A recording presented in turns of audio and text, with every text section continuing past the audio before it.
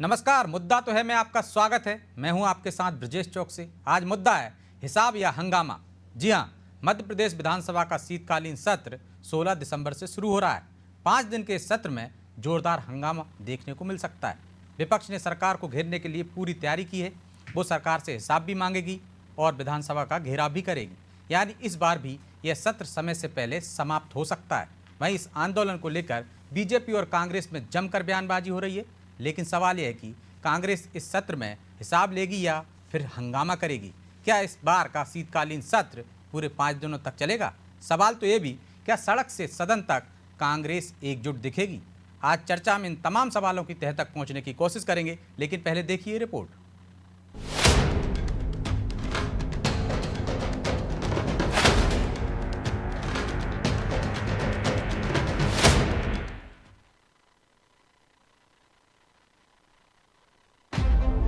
विपक्ष ने बनाई रणनीति, विधानसभा सत्र में सरकार को घेरेगी। 16 दिसंबर से शुरू होने जा रहे विधानसभा के शीतकालीन सत्र में सत्ता पक्ष और विपक्ष में फिर तीखी नोकझोंक देखने को मिल सकती है। दरअसल कांग्रेस ने इस सत्र में बीजेपी को घेरने के लिए पूरी तैयारी की है। दरअसल कांग्रेस विधानसभा का घेराव कर प्रदेश की मोहन सरकार से 1 साल का हिसाब मांगेगी। कांग्रेस ने पहले ही ऐलान कर दिया था कि वो हिसाब दो जवाब दो आंदोलन चलाकर सदन में सरकार पर दबाव बनाएगी। लेकिन यहाँ सवाल ये है कि 5 दिनों तक चलने वाला विधानसभा सत्र कहीं फिर से तो हंगामे की भेंट नहीं चढ़ जाएगा। जानकर शायद हैरानी हो, लेकिन अभी तक मोहन सरकार में महज 15 दिन ही विधानसभा चली। खैर, कांग्रेस इस बार पूरे मूड में है। वो इस सत्र में फिर हंगामा करती दिख सकती है। नहीं, देखिए, 1 साल तक हमने इस सरकार को देखा है।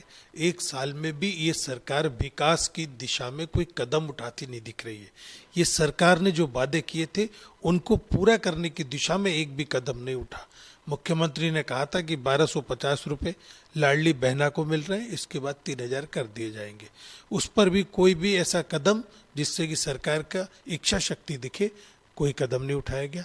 महंगाई की ये हालत है मध्य प्रदेश में कि आपने देखा चरम सीमा पर है। किसान परेशान है, नौजवान भर्ती को लेकर के रो रहा है। इन सब को लेकर के मुख्यमंत्री से सवाल पूछा जाएगा और विधानसभा का घेराव किया जाएगा। याद हो तो पिछला बजट सत्र 1 जुलाई से शुरू हुआ था। वित्त मंत्री जगदीश देवड़ा ने 3 जुलाई को बजट पेश किया था। 2 दिन बाद 5 जुलाई को बजट सत्र खत्म हो गया, जबकि सत्र की अवधि 14 दिनों की तय हुई थी, यानी इसे 19 जुलाई तक चलना था। हालांकि सदन में हंगामा बढ़ा तो ये सत्र भी 5 दिन से पहले ही समाप्त हो सकता है। वहीं बीजेपी ने कांग्रेस पर सदन नहीं चलने के आरोप लगाए हैं। देखिए, कांग्रेस पार्टी लगातार मध्य प्रदेश की जनता के द्वारा जो उनको सदन में एक प्रतिपक्ष का उत्तरदायित्व निभाने का मौका दिया गया है, उसका निर्वहन नहीं कर पा रही है। हम देख रहे हैं कि सड़कों पर विरोध प्रदर्शन कर करके सदन में जो कार्रवाई होनी है उसको पहले ही अवरुद्ध करने का कांग्रेस ने पूरा एक षड्यंत्र रचा है। सड़कों पर कांग्रेस की जब तक विधानसभा सत्र नहीं चल रहा था, कोई स्वीकारिता अथवा कोई गतिविधि नहीं नजर आई। अब लेकिन जब मध्य प्रदेश की विधानसभा है तो पूरे सत्र को खंडित करने के लिए इस प्रकार की मानसिकता कांग्रेस की है, ताकि मध्य प्रदेश की जनता के विकास से जुड़े हुए सार्थक विषयों पर वहां चर्चा न होने पाए। इसलिए कांग्रेस पार्टी इस प्रकार के प्रलाप कर रही है। कुल मिलाकर कहें तो इस शीतकालीन सत्र के हंगामेदार होने के पूरे आसार हैं, क्योंकि मोहन सरकार का हाल ही में 1 साल पूरा हुआ है। लिहाजा कांग्रेस की कोशिश सदन में सरकार को घेरने की रहेगी। इस दौरान जमकर हो हल्ला भी सुनाई देगा। लेकिन अहम सवाल ये है कि क्या कांग्रेस का आंदोलन फिर से सदन की कार्रवाई में बाधा बनेगा? क्या कांग्रेस बहस करने को तैयार होगी या फिर हंगामा कर सरकार पर आरोप लगाना ही उसका महज मकसद होगा? खैर, इन सवालों का जवाब भी आने वाले दिनों में ही मिलेगा। ब्यूरो रिपोर्ट, अनादि टीवी।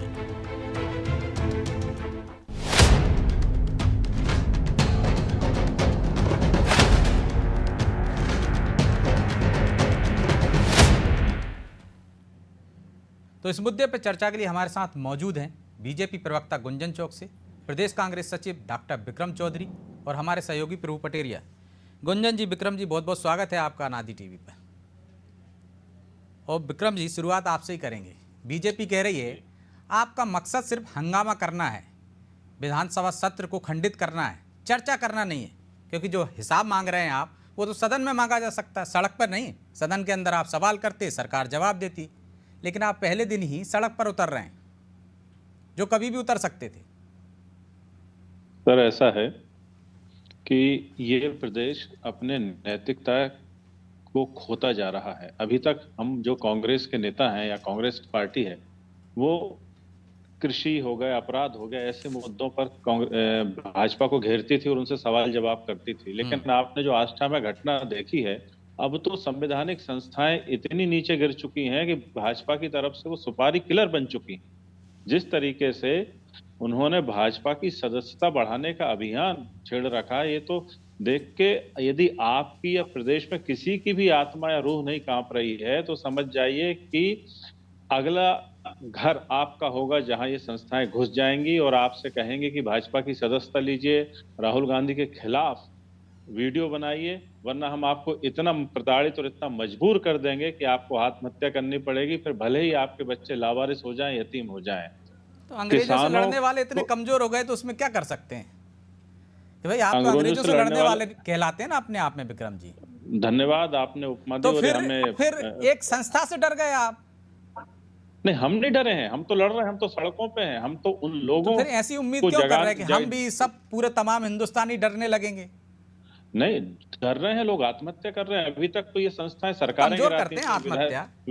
विधायक अब ये तो आपकी संवेदना है कि उस मृत दंपति को आप कमजोर कह रहे हैं। हम तो ये कह रहे हैं कि मृत दंपति को कमजोर, मेरी पूरी संवेदना उस परिवार के साथ है, लेकिन आप क्या मानते हैं कि आत्महत्या का समाधान है किसी भी समस्या का? आपकी संवेदना है उस मुलजिम का, उस आरोपी को भी रेखांकित करें जिसके कारण ये सब हुआ है। कल से कर रहे हैं ना विक्रम जी, लेकिन आज मुद्दा हमारा सत्र है। मुद्दा ये है कि हम यदि किसानों की बात कर रहे हैं, हम महिलाओं की सुरक्षा की बात कर रहे हैं, दलित अत्याचार में इनकी ही संस्थाएं बता रहे हैं कि मध्य प्रदेश अग्रणी हो चुका है। तो करना चाहिए ना, विपक्ष का काम है, वही तो मैं कह रहा हूँ, करना चाहिए, ये आपका काम है।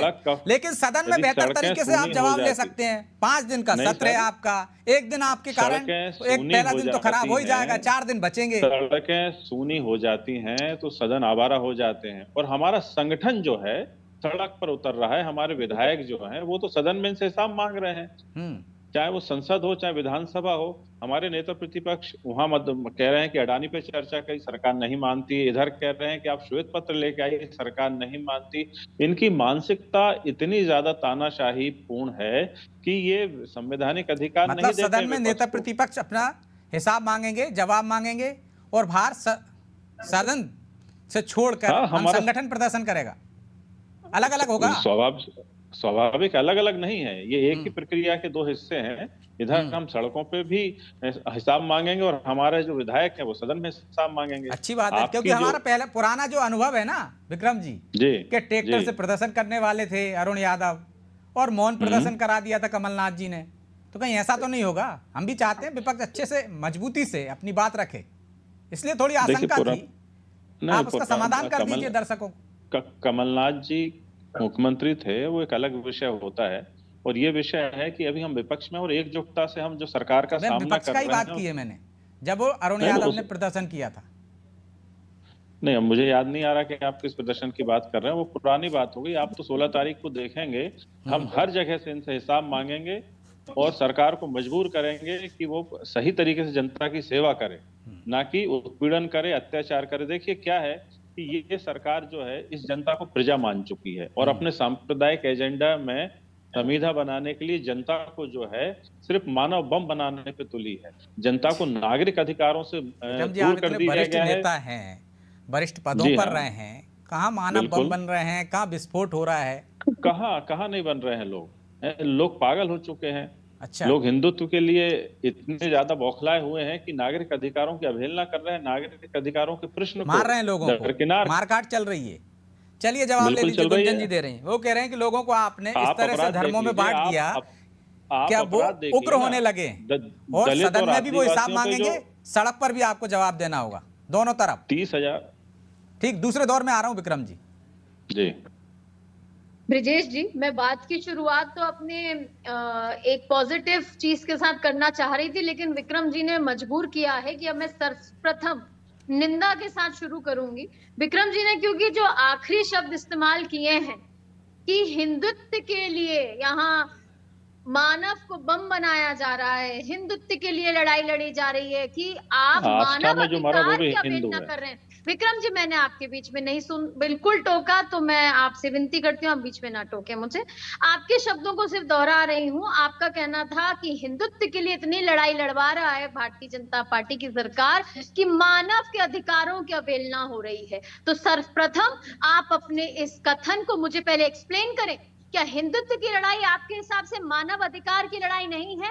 ये कांग्रेस का असली मूल चरित्र है, यही नहीं तो वो कह रहे हैं कि कांग्रेस का ऐसा कर रहे असली हैं, तो आप चेहरा मान है। रही हैं क्या तो आज कि ऐसा हो उनके रहा है? प्रवक्ता भी चरितार्थ कर रहे हैं। क्यों आपको सनातन के खिलाफ हमेशा बयान देना होता है? क्यों आपको हमारी हिंदू सनातन शब्द संस्कृति का के इस्तेमाल खिलाफ नहीं हमेशा किया, बयान देना होता है? हिंदू अरे शब्द का आज आप इस्तेमाल इतने नहीं किया, प्रतिष्ठित सनातन चैनल इस्तेमाल नहीं किया। पे इतने सीनियर रिपोर्टर्स के सामने नहीं आप विक्रम जी, इतनी आपने कहा बड़ी तो बात था कह रहे कि हैं हिंदुत्व के कि नहीं, लिए हिंदुत्व बोला मैंने, पे जब हिंदुत्व बात बोला। करती है भारतीय जनता पार्टी मानव हिंदू और अधिकार हिंदुत्व की अलग अवहेलना अलग है करती आपकी क्या आपके हिंदुत्व हिसाब में से? बात बिल्कुल। करना मानव अधिकार हिंदुत्व नहीं अलग होता है, है? हिंदुत्व आपको अपने इस सावरकर की बयान पे विचारधारा माफी है, मांगनी हिंदू पड़ेगी, गांधी और आपको नेहरू की हिंदू समाज विचारधारा से है। माफी ठीक है। मांगनी पड़ेगी। चलिए। सनातन को डेंगू मलेरिया बोलने वाले वो कह रहे हैं हिंदू हमेशा और हिंदुत्व आपको अलग है। हिंदू समाज पे ही टारगेट करते आ रहे हैं। गुंजन जी वो कह रहे हैं इसलिए हिंदू और हिंदुत्व अलग है, हिंदुत्व आपका है और हिंदू गांधी और नेहरू की विचारधारा है, वो तो कह रहे हैं। देखिए ब्रिजेश जी, वो गांधी की कांग्रेस एक अलग थी और एक नेहरू की कांग्रेस अलग थी। वो गांधी की कांग्रेस थी जो राम नाम से शुरू होती थी, और वो नेहरू की कांग्रेस है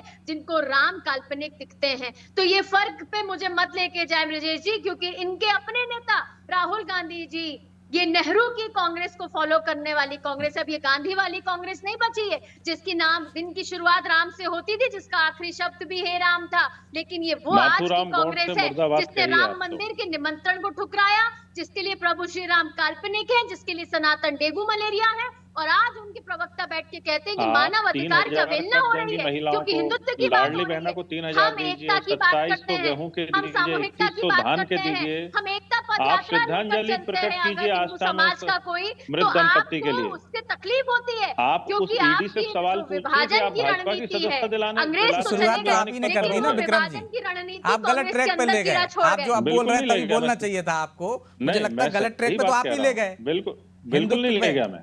विक्रम जी, हिंदुत्व नहीं आपके ले गया। शब्द से शुरुआत कर रही हूँ और एक तो आप चैनल झूठ- पे आज दर्शक ने आप भी देखा आपके जो शब्द है। चलिए मैं उन्हीं लौट को रहा हूँ आप दोहरा दोनों रही के हूँ। पास दूसरे दौर में आता हूँ। गुंजन जी, विक्रम जी, प्रभु जी, कांग्रेस इस बार प्रदर्शन करने जा रही है। पहले भी हमने कांग्रेस का प्रदर्शन देखा, हालांकि विक्रम जी को याद नहीं है, आपको याद होगा किस तरह से कमलनाथ जी ने बड़े ट्रैक्टर जो है बड़े खिलौना ट्रैक्टर के प्रदर्शन घर पे करना रखे पड़ रहे जाएगा। थे। अरुण यादव ने तैयारी की थी और मौन प्रदर्शन पर चला गया था।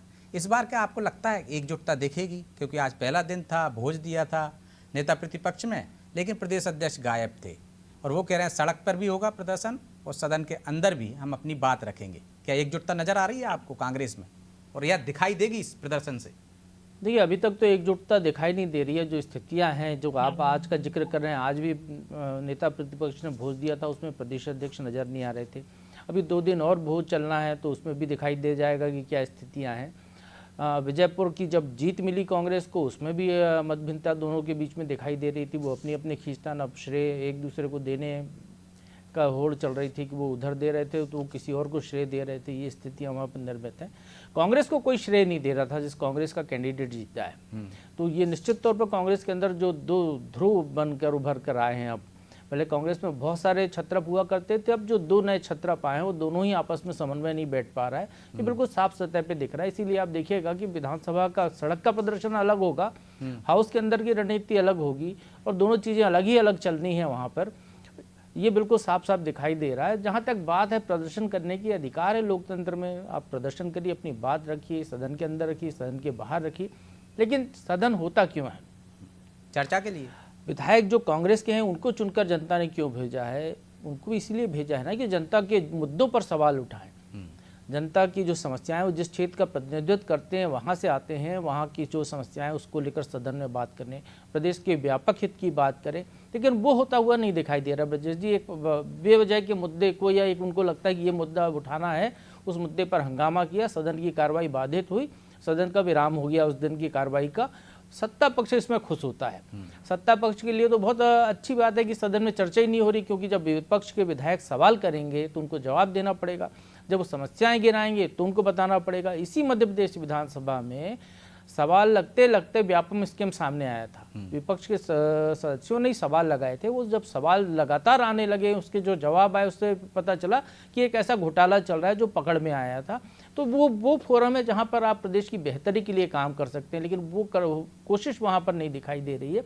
हमने देखा पिछले सत्रों में भी सरकार का तो एकमात्र उद्देश्य इस सत्र को बुलाने का, उनको अपना बजट पारित कराना, अनुपूरक बजट, एक दो विधेयक वो ले आएंगे, हो हल्ला होगा, उनके बजट और विधेयक बिना चर्चा के पारित हो जाएंगे, तो उनके लिए तो फायदे ही का सौदा है, उनकी तो जो अनिवार्यता है वो पूरी हो जाएगी। आप करते रहिए हंगामा। जो विपक्षी विधायकों को जनता चुनती है, जो जब चुनाव होता है तो बीजेपी का भी विधायक था जो सत्ता पक्ष है आज, कांग्रेस का भी उम्मीदवार था, दोनों उम्मीदवार वहां पर मैदान में थे। जनता ने जो है विपक्षी उम्मीदवार को चुना, बीजेपी के उम्मीदवार पर उसको भरोसा कम था कि ये सदन में हमारी बात रखेगा, वो उस पर उम्मीद नहीं थी कि वो हमारा काम करेगा। तो जो जिन उम्मीदों से आप आए हैं, यदि वही आप पूरी नहीं कर पा रहे हैं तो फिर आपके वहाँ पर होने का क्या मतलब है।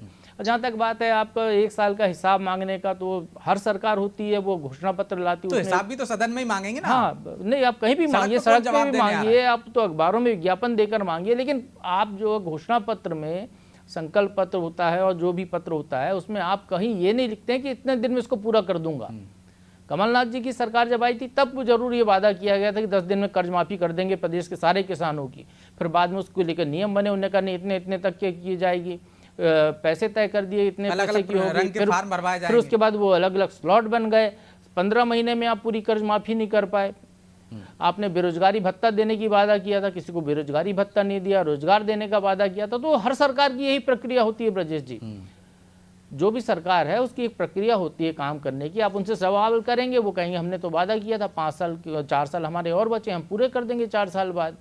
लेकिन जो सड़क बनाने में जो गड़बड़ियां हो रही हैं, जहां पर पानी नहीं पहुंच रहा है, जहां पर बिजली नहीं पहुंच रही है, जहां किसान को यदि कोई फसल का नुकसान हुआ है उसका मुआवजा नहीं मिल रहा है, उन मुद्दों पर यदि आप आएंगे जनता से जुड़े हुए मुद्दों पे कि प्रधानमंत्री आवास स्कीम का पैसा नहीं मिल रहा है लोगों को, या उसमें गड़बड़ियां हो रही हैं, भ्रष्टाचार हो रहा है, अधिकारी मनमानी कर रहे हैं, वो सवाल नहीं होते हैं विक्रम जी, ये सदन में। महत्वपूर्ण सवाल हैं। जनता ने आपको चुना है, आपके सदस्यों को चुना है कि वो सवाल कर सकें, विकास कार्य करा सकें, और वो आप सदन में बेहतर तरीके से कर सकते हैं, सरकार से जवाब ले सकते हैं, मजबूर कर सकते हैं उसे। सड़क पर भी आपको आंदोलन करना चाहिए, लेकिन क्या गुटबाजी खत्म हो जाएगी? वो सदन में चर्चा कब करेंगे आपके लोग? 5 दिन का सत्र है, पहला दिन यूं चला जाएगा। गुटबाजी तो भाजपा में चरम पे है। अभी इनके मंडलन वगैरह के चुनाव चल रहे हैं और भाजपा से जुड़े लोग बताते हैं कि भाई कांग्रेस में जो कथित गुटबाजी थी उससे तो बहुत पीछे, भाजपा में तो मंडल अध्यक्ष बनाने के लिए जो जूतम पैजार मची हुई है, और आपने अभी देखा कि एक विधायक पिट गए थे कुछ दिनों पहले, तो गुटबाजी तो जो है भाजपा में है। अब बात आई सवाल पूछने की, तो आज आपने देखा होगा कि भोपाल में सत्ता पक्ष और विपक्ष दोनों जाके कह रहे हैं कि 10% कमीशन मांगा जा रहा है। अब आप देखिए, तो ऐसा उदाहरण आप भी पेश करो ना सदन में। भाई नगर निगम से ही सीख लीजिए आप, कम से कम बेहतर उदाहरण है कि एक अधिकारी को किस तरह से उन्होंने निंदा प्रस्ताव पारित करवा दिया। तो ये सदन में भी हो सकता है, अधिकारियों की मनमानी चल रही है तो ये सरकार माने तो, सरकार तो कहती है कि हम तो राजा हरिश्चंद्र के बाद हम ही मोहन यादव ही पैदा हुए हैं। अरे जब आप चर्चा नहीं करोगे ना तो कैसे नहीं माने? चर्चा देखिए, ये आरोप आप जो लगा रहे हैं, आरोप नहीं लगा रहा हूं, दिख रहा है ना। नहीं अच्छा, सत्र बेहतर चल रहे हैं आपके हिसाब से? चर्चा करती है कांग्रेस, अच्छा सत्र चल रहे हैं, बिल्कुल नहीं भाग रहे, चर्चा से हम बिल्कुल नहीं भाग रहे। सदन की जो प्रक्रिया है उसमें कोई अवरोध उत्पन्न नहीं होगा, सदन बिल्कुल वैसा ही चलेगा, तमाम औपचारिकताएं पूरी होंगी। तो प्रभु जी कह रहे हैं ना कि आप मौका दे देते हैं, विक्रम जी आपकी पार्टी के लोग। ये बात जो है, सदन को चलना चाहिए, सदन में चर्चा होना चाहिए, स्वस्थ परंपरा है, इससे जनता भी देखती है और सीखती है कि आखिर हमने जो लोकतंत्र बनाया है वो किस तरीके से काम करता है। सदन का नहीं चलना सत्ता पक्ष और विपक्ष दोनों के लिए दुर्भाग्यपूर्ण है। सबसे ज्यादा दुर्भाग्यपूर्ण तो जनता के लिए, क्योंकि जनता ने जो इतनी मतदान की प्रक्रिया से गुजर के वो जाती है, अपने विधायक भेजती, तो वो चाहती है कि हमारे विधायक हमारी बात रखें। इसमें कौन मना कर रहा है? आप जो कोशिश कर रहे हैं वो ये बताने की कोशिश कर रहे हैं कि सत्ता हमारी जो संगठन है वो अलग है और विधायक ऐसा नहीं है। नहीं, मैं कोई बताने की कोशिश नहीं कर रहा हूँ, ये तो आपने ही कहा कि संगठन अलग काम करेगा, सदन में अलग होगा। मैंने तो ये कहा कि पहले भी जो गुटबाजी थी वो तो कम से कम नजर नहीं आएगी ना इस बार के प्रदर्शन में। पहले कभी गुटबाजी नहीं थी। अभी तो मैंने उदाहरण दिया आपको, प्रभु जी ने उदाहरण दिया आपको। वो ऐसे उदाहरण मुझे जानकारी में नहीं है और लगता है कि आप तक भी गलत खबर पहुंची हो। बहरहाल बात यह है कि सड़क पर जनता का आक्रोश है जो आपको दिखेगा, और सदन में हमारी एक जो संवैधानिक प्रक्रिया है वो भी दिखेगी। और श्वेत पत्र लाने की जो मांग है, आप वो सत्ता से कहिए कि वो लेके आए। क्या हुआ, आखिर 22 साल से इन्वेस्टर समिट चल रही है और उत्पादन, पूरे देश का जो उत्पादन है, उत्पादन क्षेत्र में सिर्फ 3% की वृद्धि है। अब आप मुझे बताइए कि 20 साल हो गए इनको सत्ता में रहते हुए और मैन्युफैक्चरिंग सेक्टर में सिर्फ 3% का ही ग्रोथ दिखता है। इसका मतलब ये है कि ये सरकार पूरी तरह से यही तमाम चीजें तो सदन में पूछी जाएंगी। श्वेत पत्र सदन में ही कहोगे ना, आपके श्वेत पत्र जारी कीजिए, वहां दमदारी से आप अपनी बात रखोगे, तब जाके सरकार मजबूर होगी ना। सर हम बहुत ताकत के साथ, और देखिए हमारा संसदीय इतिहास बहुत शानदार रहा है और हमें अपने विधायकों पर और अनुभवी नेताओं पर पूरा भरोसा है कि वो सरकार से उचित सवाल जवाब करेंगे। लेकिन जो जनता का आक्रोश है, जनता जो परेशान है महंगाई से, भ्रष्टाचार से, तो कल के प्रदर्शन में जनता दिखेगी या कांग्रेस के लोग दिखेंगे? जनता दिखेगी। कांग्रेस में 50,000 नेता थोड़ी है, 50,000 तो जनता ही होगी, तो 500 नेता होंगे। जनता आक्रोशित है कांग्रेस कार्यकर्ता ही नहीं है। 50,000 बताया विक्रम जी ने, तो बड़ी बात है। अभी तो टारगेट दिया हुआ नेता विक्रम जी ऐसी कुछ बात बोल देते हैं कि मैं बोलना चाहती हूँ कुछ भारतीय जनता पार्टी के 1 वर्ष के कार्यकाल की कुछ तारीफ करना चाहती हूँ, लेकिन विक्रम जी की बातें ऐसी आ जाती है कि मुझे पहले उनका खंडन करना जरूरी लगता है। विक्रम जी कितनी जनता कर रहे हैं आज आप? अभी कहाँ से पता चल गया कि खंडन करने की जरूरत ही नहीं, वो कह रहे जनता आएगी, आक्रोशित है। हास्यप्रद बातें कर रहे हैं। अभी आपने थोड़ी देर पहले कहा था कि कांग्रेस सड़क पर मनोज राठौर आज गए थे, आप उनका खंडन करिए पहले। विक्रम जी हो गया आपको, तो मैं बोल लेती हूँ, वैसे ही समय कम बचा है वो करिए खंडन ना। श्रद्धांजलि भी दीजिए आज मतलब कितनी हास्यप्रद और कितनी दोहरी बातें हैं विक्रम जी आधे घंटे के डिबेट में। अभी आपने थोड़ी देर पहले कहा था कल सड़क पर कांग्रेस दिखेगी। अब जब आपसे सवाल कर रही है ब्रिजेश जी ने, तो आपने कह दिया कि नहीं हम तो सदन में दिखेंगे, जनता सड़क पर दिखेगी, जनता का आक्रोश दिखेगा। तो पहले आप तय कर लें, आप सड़क पर हैं कि आप सदन पर हैं। कांग्रेस के नेताओं को नहीं, वो तो कह रहे हैं कि हमारे आंदोलन में जनता भी आएगी, इतनी आक्रोशित है आप लोगों से 20 साल के कार्यकाल को देखकर। कांग्रेस के साथ ब्रिजेश जी, तो मुझे बहुत दुख के साथ कह रही हूँ कि अगर जनता कांग्रेस के साथ आ रही होती तो आज जिस तरीके से इनके प्रवक्ताओं को इतनी दोहरी बातें नहीं करनी पड़ती प्रतिष्ठित चैनल पे। आज 29 सीट में अगर मध्य प्रदेश में कमल खिला है तो ये दिखाता है कि वो कह रहे बुधनी में भी आ गई, थोड़ी सी रह गई थी, थोड़ी जनता नहीं आ पाई, विजयपुर में तो पूरी आ गई थी। इनका कहना था गुटबाजी है मध्य प्रदेश में भारतीय जनता पार्टी की सरकार में। तो विक्रम जी गुटबाजी का पर्यायवाची अगर कुछ होगा तो वो कांग्रेस होगी। जीतू पटवारी जी की अध्यक्षता में जिस तरीके से तो कांग्रेस दिखती है ना, आपकी कैबिनेट में भी दिखती है, आपके विधायक पिट रहे हैं तो गुटबाजी है ना। वो किया है वो नजर आता है। भूपेंद्र सिंह कह रहे हैं कि मेरा फोन टेप हो रहा है। जूता मार राजनीति में याद दिला दो, कुर्ता फाड़ राजनीति में याद दिला दो। कांग्रेस के चाहे विधानसभा का चुनाव हो चाहे लोकसभा, कांग्रेस के कार्यकर्ताओं ने जिस तरीके से चाहे वो कुर्ता फाड़ किया हो, जूता मार किया हो या कुर्सी मार किया हो, ये इसको कहते हैं गुटबाजी। देखिए विक्रम जी 1 साल क्या किया है सरकार ने, ये तो हमने रिपोर्ट कार्ड पेश किया है, हमने पत्रकार वार्ता करके 1 साल में रिपोर्ट जो किया है भारतीय जनता पार्टी की सरकार ने, क्योंकि समय की बाध्यता है इसलिए चर्चा को यहीं विराम देना होगा। आप दोनों का बहुत बहुत धन्यवाद। तो निश्चित तौर पर विधानसभा सत्र शुरू होने जा रहा है सोमवार से, 5 दिवसीय सत्र है और कांग्रेस के पास विपक्ष का मौका है कि वो सरकार से 1 साल का हिसाब वहाँ ले सके। सत्र बेहतर तरीके से चले, अच्छे मुद्दों पर चर्चा हो, समस्याओं का समाधान वहाँ से निकले तो बेहतर होगा। लेकिन जो पिछले सदन की हम जिक्र करें तो वो उतने बेहतर तरीके से चल नहीं पाया, हंगामे की भेंट चढ़ते रहे। और कांग्रेस जिस तरह से पहले दिन आंदोलन कर रही है तो हो सकता है उनके विधायकों का, उनके नेता प्रतिपक्ष का मकसद हो कि सदन के अंदर शुरुआत में हंगामा किया जाए ताकि वो आंदोलन में शामिल हो सके। लेकिन जिस तरह से विक्रम जी कह रहे हैं, ऐसी उम्मीद की जानी चाहिए कि सड़क पर भी कांग्रेस प्रदर्शन करेगी और सदन के अंदर भी चर्चा करेगी, तब जाकर सार्थक होगा जो उनका आंदोलन है। मुद्दा तो है मैं इतना ही, मुझे दीजिए इजाज़त और आप देखते रहिए अनादि टीवी। नमस्कार।